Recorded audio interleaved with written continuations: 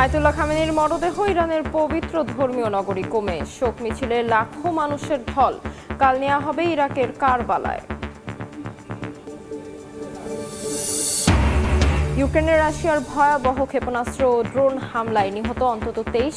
যুদ্ধ শেষের আশা ট্রাম্পের। শান্তি আলোচনায় নিজ শর্তে অনড় ভ্লাদিমির পুতিন। কলকাতায় শিশুকে গণধর্ষণ হত্যার ঘটনায় উত্তাল পশ্চিমবঙ্গের রাজনীতি। ৩ জন গ্রেফতার। আইন শৃঙ্খলা পরিস্থিতি অবনতির অভিযোগে বিরোধী দলগুলোর বিক্ষোভ। এবং শেষ মুহূর্তের গোলে হার পর্তুগালের। বিশ্বকাপ থেকে বিদায় অশ্রুসিক্ত রোনালদো। কোয়ার্টারে স্পেন যুক্তরাষ্ট্রকে হারালো বেলজিয়াম। রাতে আর্জেন্টিনার সামনে মিশর।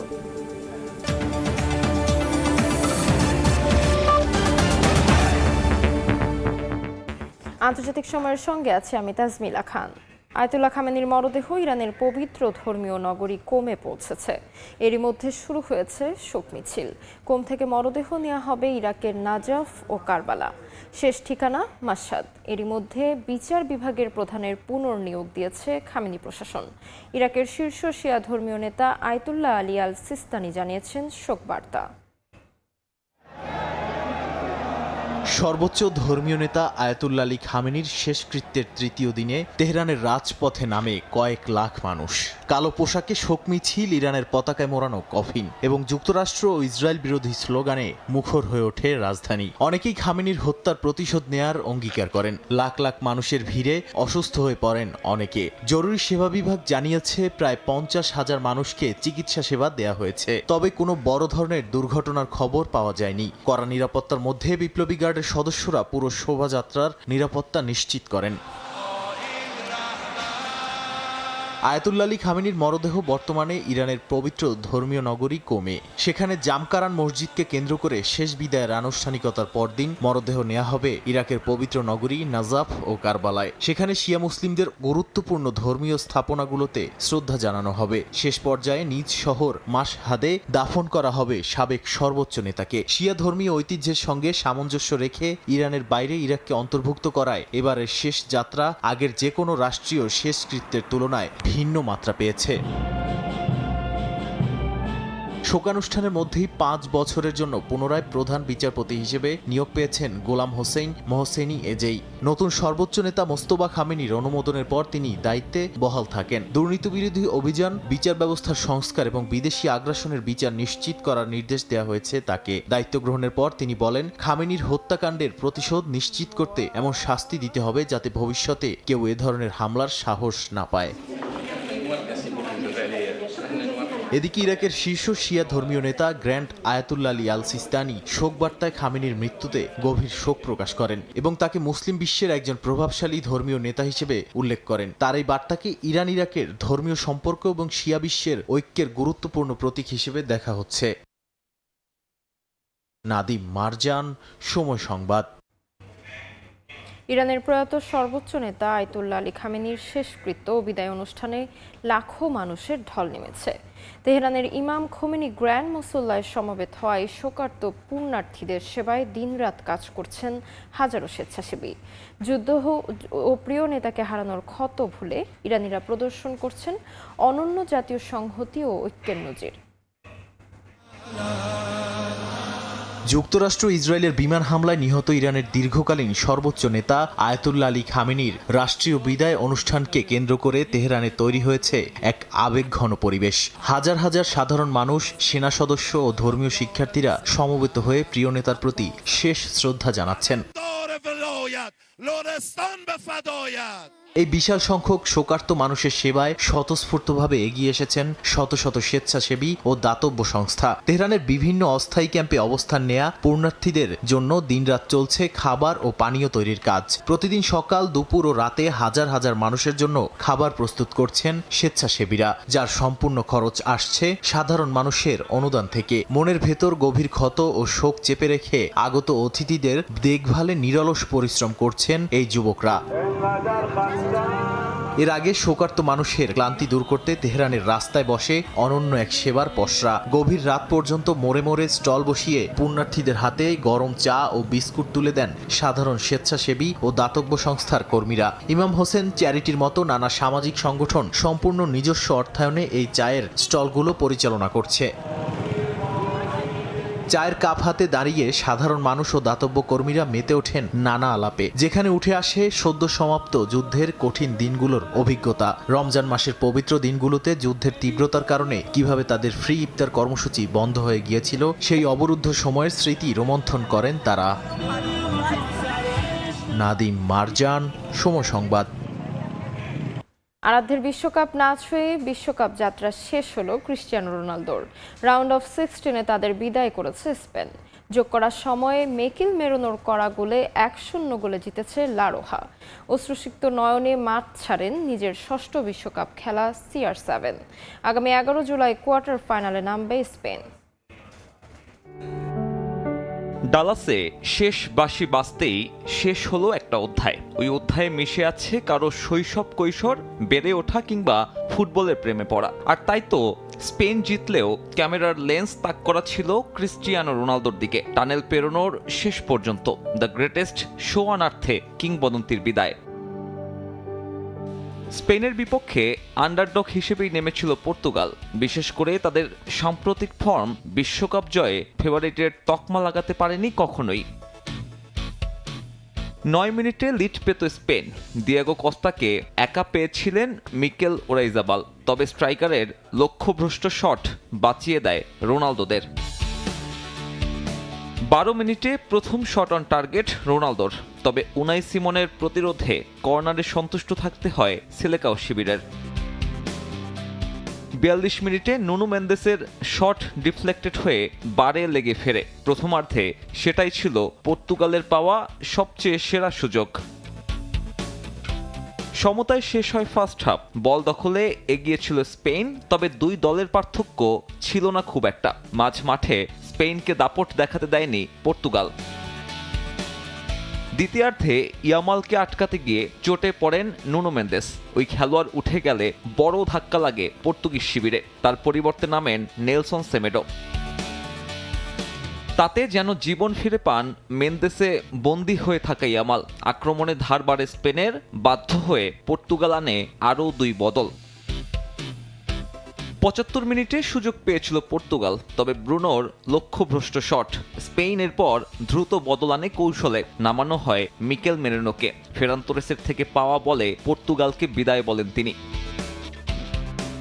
তাতে চলতি বিশ্বকাপে এখনো কোনো গোল হজম না করে শেষ 8-এ লা রোহা। প্রত্যাশিত ফুটবল না খেলেও আরও এক ধাপ এগোলো স্পেন। লস অ্যাঞ্জেলেসে তাদের ম্যাচ আগামী 11 জুলাই। সাব্বির মিথুন, সময় সংবাদ। বালোগানের লাল কার্ড নিষেধাজ্ঞা তুলে নিয়েও কোয়ার্টার ফাইনালে যেতে পারল না যুক্তরাষ্ট্র। বেলজিয়ামের কাছে 4-1 গোলে বিধ্বস্ত হয়ে বিশ্বকাপ থেকে বিদায় নিল মার্কিনিরা। চার্লস ডি কেটেলার জোড়া গোলে শেষ 8-এ স্পেনকে পেল বেলজিয়াম। ফুটবল মাঠের ছক নিয়ন্ত্রণ হয়েছে হোয়াইট হাউসের টেবিলে। মার্কিন প্রেসিডেন্ট ডোনাল্ড ট্রাম্পের এক ফোন কলেই নিয়ম ভেঙে যুক্তরাষ্ট্রের ফরওয়ার্ড ফ্লোরিন বালোগানের লাল কার্ড নিষেধাজ্ঞা তুলে নিয়েছে ফিফা। তাতেই বেলজিয়ামের বিপক্ষে খেলার সুযোগ পেয়ে শুরুর একাদশে ঢুকে পড়েন তিনি, যা নিয়ে হচ্ছে সমালোচনা। ঘরের মাঠে বিশ্বকাপে সেরা স্ট্রাইকারকে নিয়ে সিয়াটল স্টেডিয়ামে নামে স্বাগতিকরা। তবে স্টেডিয়ামের ভেতরের থেকে বাইরেই বেশি উত্তপ্ত ছিল বালোগানের ইস্যুতে। শুরুতে ধাক্কা খায় মার্কিনিরা। 9 মিনিটে প্রতিপক্ষের বক্সের মধ্যে সতীর্থ নিকোলাস রাস্কিনের কাছ থেকে বল পেয়ে যান চার্লস ডি কেটেলার। সহজ সুযোগে 17 বছর বয়সী এই তরুণ স্ট্রাইকার বল জালে জড়িয়ে বেলজিয়ামকে লিড এনে দেন। পিছিয়ে পড়ে স্বাগতিকরা রেড ডেভিলদের উপর চাপ তৈরি করতে পারছিল না। তবে 30 মিনিটে ব্যান্ডন ম্যাচেলে ফাউল করলে ডি বক্সের বাইরে ফ্রি কিক পায় যুক্তরাষ্ট্র। আগের ম্যাচের গোল করা মালিক টিলম্যানের কিক যুক্তরাষ্ট্রের এক ফুটবলারের মাথায় লেগে বলের গতি পরিবর্তন হয়ে জালে জড়ায়। তাতেই স্বস্তি ফিরে আসে মার্কিনীদের ডাগআউটে। তবে সেই স্বস্তি দীর্ঘস্থায়ী হয় মাত্র 2 মিনিট। বেলজিয়ামকে লিড এনে দিতে এবারও এগিয়ে এসেছেন ক্যাটেলার। এরপর দুদলই সুযোগ তৈরি করেছে, তবে বিরতির আগে স্কোরশিটে পরিবর্তন আসেনি। দ্বিতীয়ার্ধে আক্রমণ পাল্টা আক্রমণে শুরু হয় ম্যাচ, তবে 57 মিনিটে ভুল করে বসে যুক্তরাষ্ট্র। গোলরক্ষক ম্যাট ফ্রিজের ভুলে বল জালে জড়ান হ্যান্স ফানাকান। তাতেই 3-1 গোলের লিড নিয়ে ম্যাচ থেকে যুক্তরাষ্ট্রকে ছিটকে দেয় বেলজিয়াম। এরপর স্বাগতিকরা চেষ্টা করেছে, কিন্তু ততক্ষণে অনেক দেরি হয়ে গেছে। উল্টো ম্যাচের যোগ করার সময়ে 3য় মিনিটে রোমেলু লুকাকুর গোলে 4-1 ব্যবধানে বিধ্বস্ত হয়ে মাঠ ছাড়ে যুক্তরাষ্ট্র। তাতেই 2002 সালের পর আবারও কোয়ার্টার ফাইনাল খেলার স্বপ্নভঙ্গ হয় মার্কিনীদের। জিহাদ আল হাসান, সময় সংবাদ। মিশরের বিপক্ষে রাউন্ড অফ 16-এর বৈতরণী পেরিয়ে এবার কোয়ার্টার ফাইনাল নিশ্চিত করার লক্ষ্য আর্জেন্টিনার। গেল ম্যাচের ভুল থেকে শিক্ষা নিয়েই ম্যাচে একাদশে কিছু পরিবর্তন আনছেন স্ক্যালোনি। তাই নতুন ফরমেশন আর টেকটিক্সে দেখা যেতে পারে টিম আর্জেন্টিনাকে। অন্যদিকে বিশ্বকাপে নকআউট পর্বে পাওয়া প্রথম জয়ের রেকর্ডটা আরও লম্বা করতে চায় মিশর। আটলান্টার মার্সেডিস বেঞ্চ স্টেডিয়ামে ম্যাচ শুরু রাত 10টায়। যুক্তরাষ্ট্র থেকে এসএম ইকবালের প্রতিবেদন। কেপ ভার্দের বিপক্ষে কঠিন চ্যালেঞ্জের মুখে পড়া আর্জেন্টিনা রাউন্ড অফ 16 শুরুর আগে কাজ করেছে তাদের ভুলগুলো নিয়ে। বিশেষ করে একাদশ সিলেকশনে যে অপরিপক্কতার পরিচয় দিয়েছে টিম ম্যানেজমেন্ট, তা নিয়ে হয়েছে বেশ কাটাছেঁড়া। নতুন কম্বিনেশন সেট করতে বেস ক্যাম্পে গিয়ে যেমন পরীক্ষা নিরীক্ষা চলেছে ঢের, তার টের পাওয়া গেছে আটলান্টা পা রেখেই আর্জেন্টিনার সিরিয়াস অনুশীলনে। সূত্র বলছে রাউন্ড অফ 16-এ ইজিপ্ট ম্যাচে অন্তত 3 পরিবর্তন নিয়ে মাঠে নামছে আলবিসেলেস্তে। আস্থার প্রতীক হয়ে উঠতে না পারায় এই ম্যাচে শুরুর একাদশে জায়গা হারাচ্ছেন লাউতারো মার্তিনেজ আর থিয়াগো আলমাদা, এটা প্রায় নিশ্চিত। তাদের জায়গায় আসছেন হুলিয়ান আলভারেজ আর লিয়ান্দ্রো পারেদেস।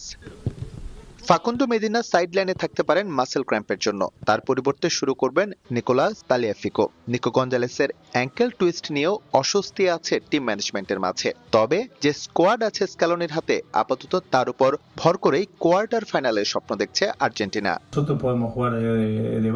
এই দলটা শিরোপার জন্য বহু বছর ধরেই দাবিদার, এমনটাই স্বাভাবিক। আমরা আমাদের 4 ম্যাচে জিতেছি, তবে জিতলেও উন্নতির জায়গা রয়েছে। ইজিপ্ট কঠিন প্রতিপক্ষ আর আমরা সতর্ক। ইজিপ্টের কাছে এবারের বিশ্বকাপ এরই মধ্যে মধুর স্মৃতি উপহার দিয়েছে। নকআউট পর্বে প্রথমবারের মতো জয় পাওয়া দলটা ফুরফুরে মেজাজ নিয়ে মাঠে নামবে মেসিদের সামলাতে। একই সঙ্গে দলে মো সালার মতো ফুটবলার তাদের আত্মবিশ্বাসের পালে যোগাচ্ছে বাড়তি হাওয়া। যদিও অস্ট্রেলিয়ার বিপক্ষে পেনাল্টি শুটআউটে জিতে আসা দলটা বেশ সাবধান আর্জেন্টিনাকে নিয়ে। দিন শেষে আর্জেন্টিনার ডিফেন্ডিং চ্যাম্পিয়ন, তাদের প্রতি পূর্ণ সম্মান। তবে সম্মান রেখেই বলছি, আমাদেরও নিজস্ব ধরন আছে। তাদের শক্তির জায়গা জানি এবং সামলাতেও প্রস্তুত। এখন পর্যন্ত ইজিপ্টের সঙ্গে 2 বার দেখা হয়েছে আর্জেন্টিনার, 2 বারই জিতেছে তারা, যার শেষটা এসেছে 2008 সালে ফিফা ফ্রেন্ডলি থেকে 2-0 ব্যবধানে। কেপ ভার্দের বিপক্ষে কঠিন একটা ম্যাচের পর আর্জেন্টিনা এখন বেশ সাবধানী ইজিপ্ট ম্যাচ নিয়ে।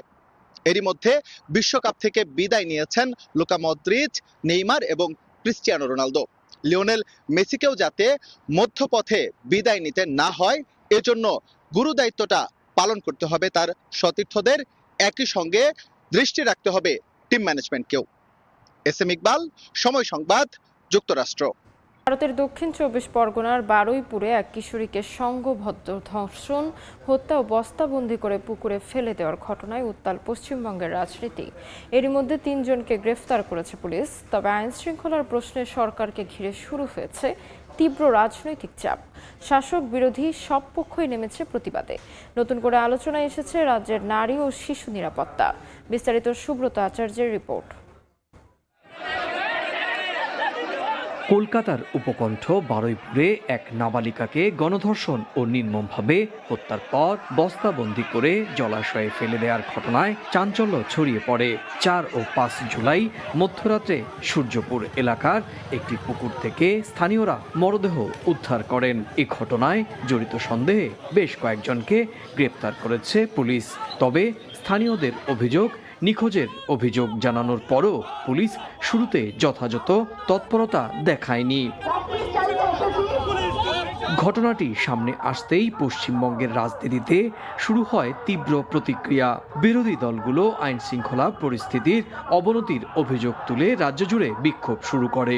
একই সময়ে সরকার বিরোধী আন্দোলনের আশঙ্কায় রোববার রাতেই মমতা বন্দ্যোপাধ্যায়ের বাসভবনের সামনে বিপুল সংখ্যক পুলিশ ও কেন্দ্রীয় বাহিনী মোতায়েন করা হয়। পরে সোমবার সন্ধ্যায় পুলিশ সরে গেলে সবুজ রঙের মোমবাতি জ্বালিয়ে প্রতিবাদ কর্মসূচিতে অংশ নেন মমতা ও তার সমর্থকরা।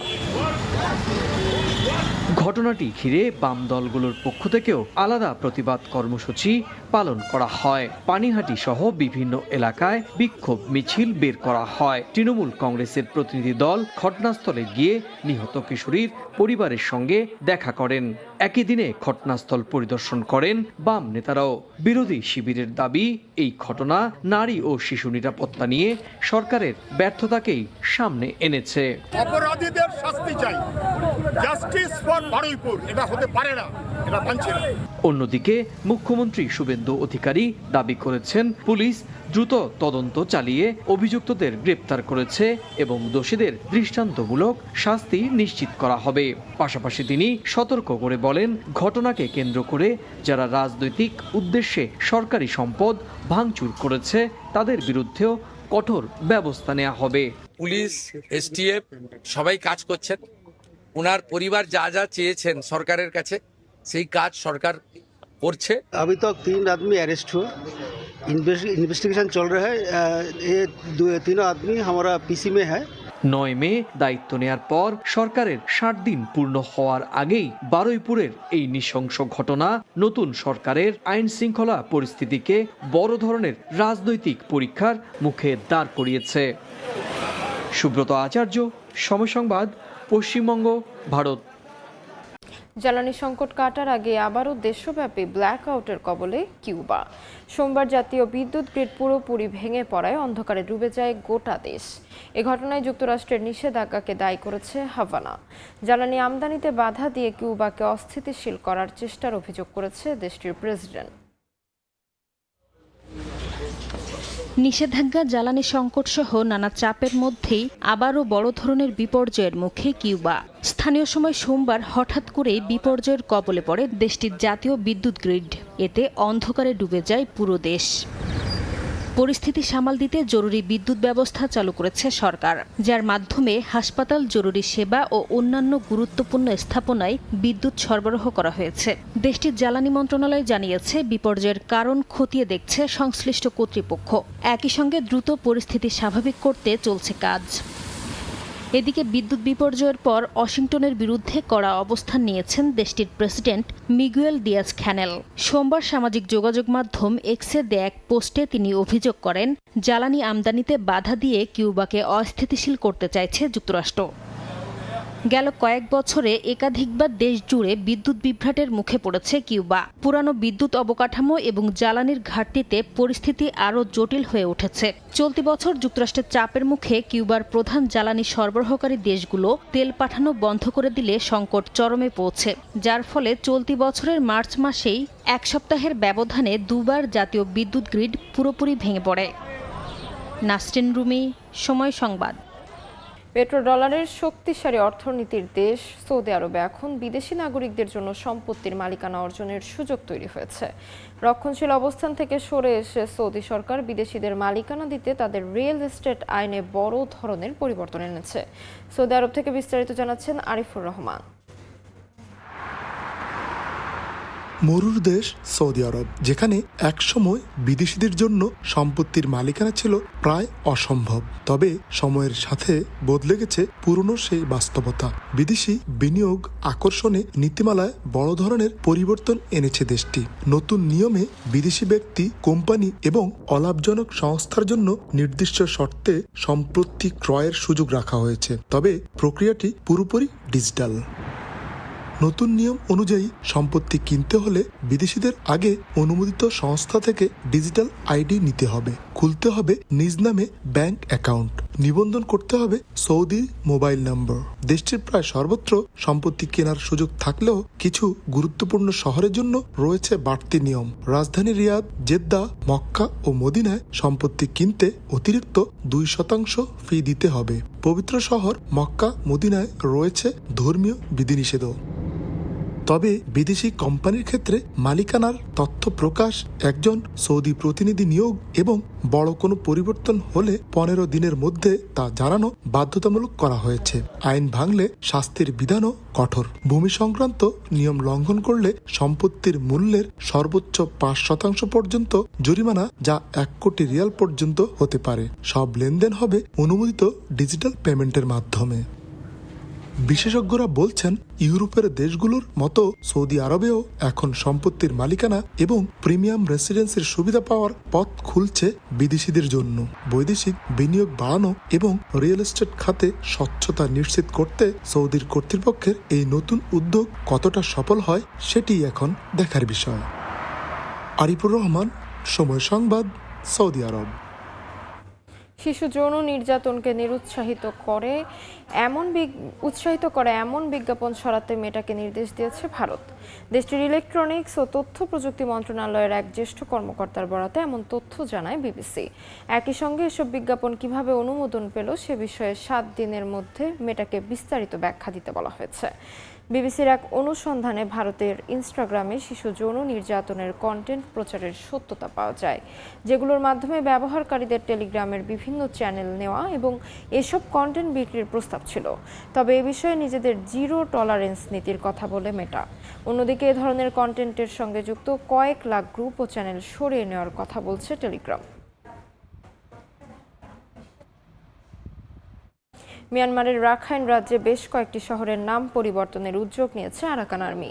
দেশটির সংবাদ মাধ্যম ইরাবতী জানায়, রাখাইনের ইতিহাস ও পরিচয় আবারও প্রতিষ্ঠার দাবিতে এই উদ্যোগ নিয়েছে সশস্ত্র গোষ্ঠী আরাকান আর্মি। বর্তমানে রাখাইনের 17টি টাউনশিপের মধ্যে 14টির নিয়ন্ত্রণ তাদের হাতে। 2024 সালের দখলে নেওয়া পাউকতাও শহরের নতুন নাম বীরঠানি বা বীরদের আবাস রাখা হচ্ছে। মিনব্বা শহরের নতুন নাম হবে অঞ্জনপুরা। ভবিষ্যতে মংডু ও সিট্টোয়ে সহ আরও কয়েকটি শহরের নাম পরিবর্তন করা হতে পারে বলেও জানানো হয়। স্থানীয়রা বলছেন, নামগুলো প্রাচীন আরাকান রাজ্যের ইতিহাস থেকে নেওয়া হয়েছে। ভয়াবহ দাবানলে বিপর্যস্ত ইউরোপের বিভিন্ন দেশ, পুড়ছে স্পেন, ফ্রান্স ও আলবেনিয়ার বেশ কয়েকটি অঞ্চল। স্পেনের ভ্যালেন্সে অন্তত 500 বাসিন্দাকে নিরাপদ আশ্রয়ে সরিয়ে নেওয়া হয়েছে। ফ্রান্সের সীমান্ত এলাকা থেকে সরিয়ে নেওয়া হয়েছে 10,000-এরও বেশি মানুষকে। পুড়ে গেছে প্রায় 4,600 হেক্টর বন ও পাহাড়ি এলাকা। আগুন নিয়ন্ত্রণে লড়ছেন শত শত কর্মী। জলবায়ু পরিবর্তনের প্রভাবে ভবিষ্যতে দাবানল আরও বাড়তে পারে বলে সতর্ক করেছেন বিশেষজ্ঞরা। তীব্র তাপপ্রবাহের মধ্যেই ইউরোপের কয়েকটি দেশে ছড়িয়ে পড়েছে ভয়াবহ দাবানল। স্পেন, ফ্রান্স, আলবেনিয়া, পর্তুগাল ও গ্রিসের বিভিন্ন অঞ্চলে দাবানলের বিস্তার ঠেকাতে দিনরাত কাজ করছেন শত শত দমকল কর্মী, সেনা সদস্য ও স্বেচ্ছাসেবী। স্পেনের পূর্বাঞ্চলীয় ভ্যালেন্সিয়ার কাস্তেওন প্রদেশের সোনেখা এলাকায় স্থানীয় সময় রোববার বিকেলে আগুনের সূত্রপাত হয়। দ্রুত ছড়িয়ে পড়া দাবানলে অন্তত 500 বাসিন্দাকে ঘরবাড়ি ছেড়ে নিরাপদ আশ্রয়ে সরিয়ে নেওয়া হয়েছে। পাহাড়ি ও বনাঞ্চল ঘেরা এলাকায় আগুন নিয়ন্ত্রণে হেলিকপ্টার ও স্থলপথে সমন্বিত অভিযান চালাচ্ছেন শত শত দমকল কর্মী ও উদ্ধারকারী সদস্যরা। আলবেনিয়ার পরিস্থিতিও উদ্বেগজনক। দেশটির বিভিন্ন স্থানে একাধিক দাবানল ছড়িয়ে পড়েছে। প্রবল বাতাসে আগুন নিয়ন্ত্রণের বাইরে চলে যাওয়ায় ফিয়ের অঞ্চলে সেনাবাহিনীর হেলিকপ্টার মোতায়েন করা হয়েছে। ক্ষতিগ্রস্ত হয়েছে বসতবাড়ি, কৃষি জমি এবং গুরুত্বপূর্ণ অবকাঠামো। শহরের প্রধান পানি সরবরাহ কেন্দ্র আগুনের কবলে পড়েছে। অন্যদিকে ফ্রান্সের দক্ষিণ পশ্চিমাঞ্চলে স্পেন সীমান্ত সংলগ্ন এলাকায় ভয়াবহ দাবানল নিয়ন্ত্রণে হিমশিম খাচ্ছে কর্তৃপক্ষ। আগুনে 2 ডজনেরও বেশি ছোট শহর ও গ্রাম থেকে 10,000-এর বেশি মানুষকে সরিয়ে নেওয়া হয়েছে। পুড়ে গেছে 4,600 হেক্টর বন ও পাহাড়ি এলাকা। শুধু এই 3 দেশই নয়, প্রতিবেশী পর্তুগাল ও গ্রিসেও একাধিক দাবানলের বিরুদ্ধে লড়াই করছেন শত শত দমকল কর্মী। অনেক এলাকায় সাধারণ মানুষের চলাচলে বিধিনিষেধ আরোপ করেছে স্থানীয় প্রশাসন। নতুন করে আগুন লাগা ঠেকাতে কঠোর নজরদারিও চালানো হচ্ছে। আবহাওয়া বিশেষজ্ঞরা বলছেন, মে ও জুন মাস জুড়ে চলা অস্বাভাবিক তাপপ্রবাহে ইউরোপের বিস্তীর্ণ এলাকা শুকিয়ে গেছে। ফলে সামান্য স্ফুলিঙ্গ থেকেও দ্রুত দাবানল ছড়িয়ে পড়ছে। জলবায়ু পরিবর্তনের প্রভাবে ভবিষ্যতে দাবানলের ঘটনা আরও বাড়তে পারে বলে সতর্ক করেছেন বিশেষজ্ঞরা। নাসরিন রুমি, সময় সংবাদ। শ্রীলঙ্কার নিগম্ব কারাগারে টানা দ্বিতীয় দিনের সংঘর্ষে অন্তত 25 জন নিহত হয়েছেন। আহত হন অন্তত 100 জন। স্থানীয় গণমাধ্যম জানিয়েছেন নিহতদের মধ্যে 5 জন কারারক্ষী ও 20 জন বন্দী রয়েছেন। এই ঘটনায় আহতদের স্থানীয় বিভিন্ন হাসপাতালে চিকিৎসা দেওয়া হচ্ছে। এর আগে রোববার দেশটির পশ্চিম উপকূলীয় অঞ্চলে নিগম্ব শহরে অবস্থিত ওই কারাগারের ভেতরে বন্দী 2 গ্রুপের মধ্যে সংঘর্ষ শুরু হয়। প্রথম দিনেই 2 জন নিহত ও 38 জন আহত হন। সোমবার নতুন করে সহিংসতা ছড়িয়ে পড়লে পরিস্থিতি নিয়ন্ত্রণ আনতে গুলি চালায় পুলিশ। মোতায়েন করা হয় সেনাবাহিনী। ভারতের মুম্বাইয়ে টানা মৌসুমি বৃষ্টিতে আবাসিক ভবন ধসে 5 শিশুসহ 6 জন নিহত হয়েছেন। এছাড়া ধ্বংসস্তূপের নিচে চাপা পড়েছেন আরও কয়েকজন বাসিন্দা। চীনের দক্ষিণাঞ্চলীয় দ্বীপপ্রদেশ হাইনালে ঘূর্ণিঝড় মেওসাকের প্রভাবে দেখা দিয়েছে বন্যা। অন্যদিকে সুপার টাইফুন বাভির তাণ্ডবে বিপর্যস্ত যুক্তরাষ্ট্রের প্রশান্ত মহাসাগরীয় অঞ্চল গুয়াম। ভারতের বাণিজ্যিক রাজধানী মুম্বাইয়ের টানা মৌসুমি বৃষ্টির মধ্যে একটি পুরনো আবাসিক ভবন ধসে শিশুসহ কয়েকজন হতাহত হয়েছেন। ধ্বংসস্তূপের নিচে চাপা পড়েন আরও অনেক বাসিন্দা। গত 24 ঘন্টায় শহরটিতে 200 মিলিমিটারের বেশি বৃষ্টিপাত রেকর্ড করেছে আবহাওয়া বিভাগ। প্লাবিত হয়েছে সড়ক, ব্যাহত হয়েছে যান চলাচল। পরিস্থিতির কারণে সোমবার সব স্কুল কলেজ বন্ধ ঘোষণা করা হয়েছে। আরও ভারী বৃষ্টির আশঙ্কায় জারি করা হয়েছে রেড অ্যালার্টও। অন্যদিকে সুপার টাইফুন বাভির তাণ্ডবে বিপর্যস্ত যুক্তরাষ্ট্রের প্রশান্ত মহাসাগরীয় অঞ্চল গুয়াম। প্রবল বাতাস ও ভারী বৃষ্টিতে ক্ষতিগ্রস্ত হয়েছে অ্যান্টনিও B-1 প্যাট আন্তর্জাতিক বিমানবন্দর। ক্যাটাগরি 5 শক্তির এই ঘূর্ণিঝড়ে গুয়াম, টিনিয়ান, সাইপান ও রোটা দ্বীপে ঝড়, আকস্মিক বন্যা এবং বিধ্বংসী বাতাসের সৃষ্টি হয়েছে। কর্তৃপক্ষ বাসিন্দাদের নিরাপদে আশ্রয়ে অবস্থান এবং পরবর্তী নির্দেশ না দেওয়া পর্যন্ত ঘরের ভেতরে থাকার আহ্বান জানিয়েছে। এদিকে ঘূর্ণিঝড় মেশরেকের প্রভাবে চীনের দক্ষিণ ও পশ্চিমাঞ্চলের জুয়াং স্বায়ত্তশাসিত অঞ্চলের গুইগাং শহরে ভয়াবহ বন্যা দেখা দিয়েছে। ভারী বৃষ্টিতে একটি নির্মাণস্থল মুহূর্তেই প্লাবিত হয়ে যায়। চলতি বছর চীনের মূল ভূখণ্ডে আঘাত হানা প্রথম ক্রান্তীয় ঘূর্ণিঝড় মেইসাক দুর্বল হলেও এর প্রভাবে গুয়াংসি, গুইঝো ও হুনান সহ বিস্তীর্ণ এলাকায় আরও ভারী বৃষ্টির পূর্বাভাস দিয়েছে দেশটির আবহাওয়া বিভাগ। শিউলি রোসা, সময় সংবাদ। প্রচণ্ড গরমে স্বস্তি দিচ্ছে ছাদ থেকে ছড়ানো বৃষ্টি। চীনের উত্তরাঞ্চলীয় শানসি প্রদেশে সবার নজর কাটছে এমন অভিনব ব্যবস্থা। ছাদের উপর জলকণা ছিটিয়ে পুরো আবাসিক এলাকা জুড়ে তৈরি করা হচ্ছে কৃত্রিম শীতল পরিবেশ। এতে তাপমাত্রা কমার পাশাপাশি দেখা মিলছে রংধনুর। প্রচণ্ড গরমে যখন অস্থির বিশ্বের বিভিন্ন দেশ, চীনের শানসি প্রদেশে তখন নজর কাটছে ব্যতিক্রমী ছাদ বৃষ্টি, যা মুহূর্তেই ঠান্ডা করে দিচ্ছে পুরো আবাসিক এলাকা। ভবনের ছাদে স্থাপন করা উচ্চচাপের পাইপ থেকে জলকণা ছড়িয়ে পুরো এলাকা জুড়ে তৈরি করা হচ্ছে কৃত্রিম শীতল পরিবেশ। ফলে বাসিন্দারা গ্রীষ্মের মাঝেও পাচ্ছেন হালকা বৃষ্টির অনুভূতি। এই ব্যবস্থার সবচেয়ে বড় সুবিধা হলো তাপমাত্রা দ্রুত কমে যাওয়া। কর্তৃপক্ষ বলছে পানি ছিটানোর পর বাতাসের তাপমাত্রা 5 থেকে 8 ডিগ্রি সেলসিয়াস পর্যন্ত কমে যায়। একই সঙ্গে মাটির তাপমাত্রাও প্রায় 12 ডিগ্রি সেলসিয়াস পর্যন্ত নেমে আসে। এতে বাইরে চলাচল ও খোলা জায়গায় সময় কাটানো অনেক বেশি আরামদায়ক হয়ে ওঠে। শীতল পরিবেশের পাশাপাশি সূর্যের আলো জলকণার উপর প্রতিফলিত হয়ে তৈরি করে মনোমুগ্ধকর রংধনু। ফলে প্রযুক্তি নির্ভর এই কুলিং ব্যবস্থা স্থানীয়দের কাছে যেমন স্বস্তির উৎস, দর্শনার্থীদের কাছেও আকর্ষণীয় এক দৃশ্যে পরিণত হয়েছে। বরকতুল্লাহ, সময় সংবাদ। স্পেনের প্যাম্পলোনায় শুরু হয়েছে ঐতিহ্যবাহী সান ফেরমিন উৎসব। সাদা পোশাক ও লাল স্কার্ফ পরে উদ্বোধনী আয়োজনে যোগ দেন 10,000-এরও বেশি মানুষ। আগামী 9 দিন চলবে উৎসবের নানা আয়োজন, যার সবচেয়ে আলোচিত আকর্ষণ বুল রান। রোমাঞ্চের পাশাপাশি প্রাণহানির ঝুঁকি ও প্রাণী নির্যাতনের অভিযোগে প্রতি বছরই এই উৎসবকে ঘিরে নতুন বিতর্ক সামনে আসে।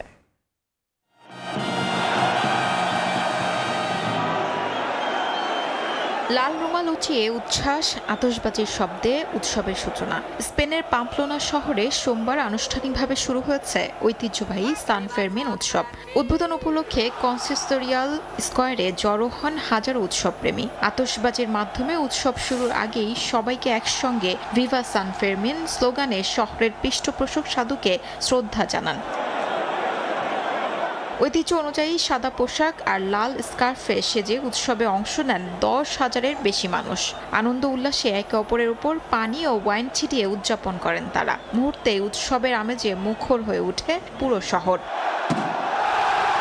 মার্কিন সাহিত্যিক আর্নেস্ট হেমিংওয়ের উপন্যাস দ্য সান অলসো রাইজের মাধ্যমে বিশ্বজুড়ে পরিচিত পায় সান ফেরমিন। প্রতি বছরের মতো এবারও বিশ্বের নানা দেশ থেকে হাজারো পর্যটক ও রোমাঞ্চপ্রেমী ভিড় জমিয়েছেন পাম্পলোনায়। আগামী 9 দিন প্রতিদিনই অনুষ্ঠিত হবে উৎসবের সবচেয়ে আকর্ষণীয় আয়োজন ঐতিহ্যবাহী বুলরান। রোমাঞ্চকর হলেও প্রাণহানির ঝুঁকির কারণে বহু বছর ধরেই এই আয়োজনকে ঘিরে বিতর্ক ও প্রাণী অধিকার কর্মীদের সমালোচনা অব্যাহত রয়েছে। শিউলি রোজা, সময় সংবাদ। 1000 মিটার উঁচু পাহাড়ের উপর দাঁড়িয়ে জার্নি টু দ্য ওয়েস্ট উপন্যাসের বিখ্যাত একটি দৃশ্য মঞ্চস্থ করছেন চীনা শিল্পীরা। চীনের দক্ষিণ অঞ্চলের বেইদি মাউন্টেন সিনিক এরিয়ায় এই ভিন্ন ধর্মী আয়োজন করা হয়। পাহাড়ের চূড়ায় সেই দৃশ্য দেখতে ভিড় করেন দর্শনার্থীরা। প্রায় 1000 মিটার উঁচু পাহাড়, তার নিচে গভীর খাদ, আর সেই খাদের ওপর টানানো এক সরু দড়ি ধরে হাঁটছেন ভিক্ষু আর তার 3 শিষ্য। উঁচু পাহাড়ের গায়ে ঝোলানো দড়ির ওপর হেঁটে জার্নি টু দ্য ওয়েস্ট উপন্যাসের বিখ্যাত একটি দৃশ্য মঞ্চস্থ করছেন তারা। চীনের দক্ষিণাঞ্চলের ওয়াংসি ঝুয়াং স্বায়ত্তশাসিত অঞ্চলের বেইদি মাউন্টেন সিনিক এরিয়ায় দেখা মিলেছে তাদের এই ব্যতিক্রমী আয়োজনের।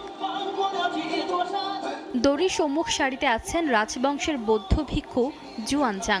পেছনে একে একে হাঁটছেন তার 3 শিষ্য। তাদের পোশাক, সাজসজ্জা আর চলার ভঙ্গি এতটাই বাস্তব যে দূর থেকে দেখলে মনে হয় উপন্যাসের চরিত্রগুলো যেন পাহাড়ের চূড়ায় জীবন্ত হয়ে উঠেছে।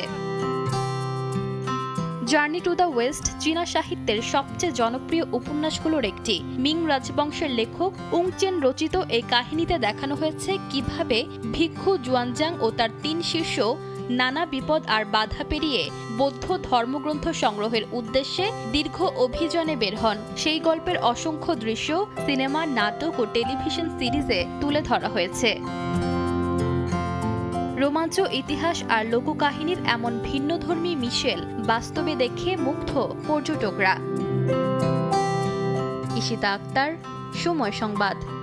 ইতালির মিলানে অনুষ্ঠিত হলো মিলান বাংলাদেশ ফেস্টিভ্যাল 2026। প্রবাসী বাংলাদেশি কমিউনিটির আয়োজনে দিনব্যাপী এই উৎসবে অংশ নেন হাজার হাজার বাঙালি। ইতালীয় প্রশাসনের প্রতিনিধিদের উপস্থিতিতে বাংলাদেশ থেকে যাওয়া জনপ্রিয় শিল্পীদের পরিবেশনায় মিলান যেন একদিনের জন্য পরিণত হয়েছিল ছোট্ট এক বাংলাদেশে। মাকসুদ রহমানের তথ্যচিত্রের রিপোর্ট। বিশ্ব ফ্যাশনের রাজধানী ও ইতালির অর্থনৈতিক কেন্দ্র মিলান শহরটিতে বসবাস করেন প্রায় 35,000 বাংলাদেশি। আশপাশের শহর মিলিয়ে এই সংখ্যা আরও অনেক বেশি। সেই প্রবাসীদের মিলন মেলায় পার্কো সান দমনিকোতে অনুষ্ঠিত হয় মিলান বাংলাদেশ ফেস্টিভ্যাল 2026। সকাল থেকে উৎসবস্থলে ভিড় করতে থাকেন প্রবাসীরা। দিন গড়ানোর সঙ্গে সঙ্গে পুরো পার্ক পরিণত হয় এক টুকরো বাংলাদেশে। ইতালি ও ইউরোপের স্থানীয় শিল্পীদের পাশাপাশি বাংলাদেশ থেকে অনুষ্ঠানে অংশ নেন জনপ্রিয় শিল্পীরা। প্রবাসে বেড়ে ওঠা নতুন প্রজন্মের নৃত্যশিল্পী ও কণ্ঠশিল্পীদের পরিবেশনাও দর্শকদের প্রশংসা কুড়ায়। এমন আয়োজনে উচ্ছ্বাস প্রকাশ করেন দর্শক, শিল্পী ও আয়োজকরা। অনেক পরিশ্রমের বিনিময়ে আজকে এরকম একটি জাঁকজমক প্রোগ্রামের আয়োজন করা হয়েছে। আমি মনে করি যে প্রত্যেক বছরই আমাদের এই কালচারাল প্রোগ্রামগুলো করা উচিত। আমাদের প্রবাসী ভাই বোনেরা এত ভালোভাবে ইউরোপে অবস্থান নিচ্ছেন বা এত ভালোভাবে আমাদেরকে রিসিভ করছেন, মনে হয়নি যে প্রবাসের এত দূরে আছি, মনে হচ্ছে যে না, বাঙালিদের মাঝখানেই আছি। অনেক ভালো লাগছে এবং সব থেকে বড় কথা হচ্ছে যে মেয়েরা অনেকদিন পরে বাড়ি ফিরলে যে আনন্দটা হয়, আমিও ঠিক আমার দর্শকের কাছে সেই আদরটা, ভালোবাসাটা পাচ্ছি। তারা আমাকে এত ভালোবাসে, আমি তাদের জন্যই আজকের সালমা। এত মানুষের ভালোবাসা আসলে ভাষায় প্রকাশ করার মতো নয়। আমরা ফ্রান্স দিয়ে শুরু করেছিলাম, প্যারিসে প্রথম শো করি, আপনাদের আমরা করেছি বেলজিয়ামে, তারপর আমরা গতকালকে করলাম ইতালির রোমে, আজকে এই মুহূর্তে আছি মিলানোতে, ইতালির। দুপুরের পর থেকেই দর্শকদের উপস্থিতি বাড়তে থাকে। বিকেলের মধ্যে বিশাল পার্ক কানায় কানায় পূর্ণ হয়ে যায়। বিশেষ আকর্ষণ ছিল বাংলাদেশের ঐতিহ্যবাহী খাবারের স্টলগুলো, যেখানে ছিল উপচে পড়া ভিড়। গরম আবহাওয়া ও সাময়িক কিছু বিশৃঙ্খলা সত্ত্বেও উৎসবের আনন্দে মেতে ওঠেন প্রবাসীরা। দিনভর গান, নাচ আর আড্ডায় মুখর ছিল পুরো উৎসব প্রাঙ্গণ। আয়োজকদের মতে প্রবাসে বেড়ে ওঠা নতুন প্রজন্মের কাছে বাংলাদেশের সংস্কৃতি ও ঐতিহ্য তুলে ধরাই এই উৎসবের মূল লক্ষ্য। এমন আয়োজন প্রতি বছর নিয়মিত হওয়ার দাবি জানান প্রবাসী বাংলাদেশিরা। সময় সংবাদ, ইতালি। আন্তর্জাতিক সময়ের শীর্ষ সংবাদগুলো জানিয়ে দিচ্ছি আরেকবার।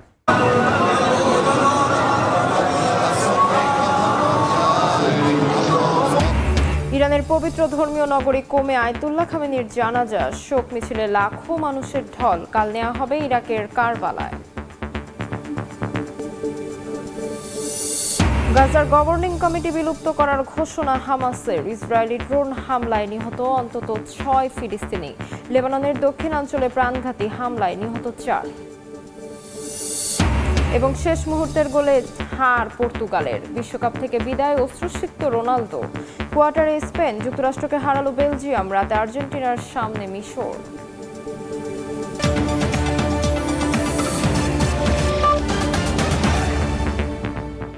এই ছিল আন্তর্জাতিক সময়। দর্শক, বিশ্বকাপ ফুটবলের মহাযজ্ঞ সরাসরি সম্প্রচার করছে সময় টেলিভিশন। দেখতে চোখ রাখুন সময়ের পর্দায়। এরপর 10টার সময় সংবাদ নিয়ে সঙ্গে থাকবেন সহকর্মী মেজবাউল আলিফ। ধন্যবাদ তাসমিনা।